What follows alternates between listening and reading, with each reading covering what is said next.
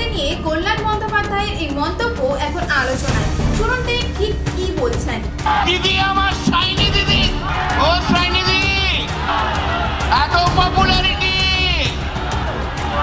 আমাকে সেদিন মুর্শিদাবাদের একটা ছেলে বললো দাদা জানেন না, আরে আমাদের যুব সভাপতি আছে, বলে জানেন না দাদা, আমার নতুন গাড়িটা 8 মাস ধরে আমাদের সাইনি দিদি রেখে দিয়েছিল ইলেকশন প্রচারের জন্য। এই গদ্দারটা চেপে গাড়িটা আমার নষ্ট করে দিল। তো দিদি, সাইনি দিদি, আপনি তো বড় ফিল্ম স্টার, আপনাকে দেখার জন্য তো পশ্চিমবাংলার মানুষ নাকি দাঁড়িয়ে থাকে, এত বড় স্টার। কোথায় গেলেন দেখতে তো পাচ্ছি না। বারুইপুর গিয়েছিলেন, কথা শুনে চলে এসছেন, তাই তো? ঠিক কিনা? আর দিদি আমার রচনা দিদি,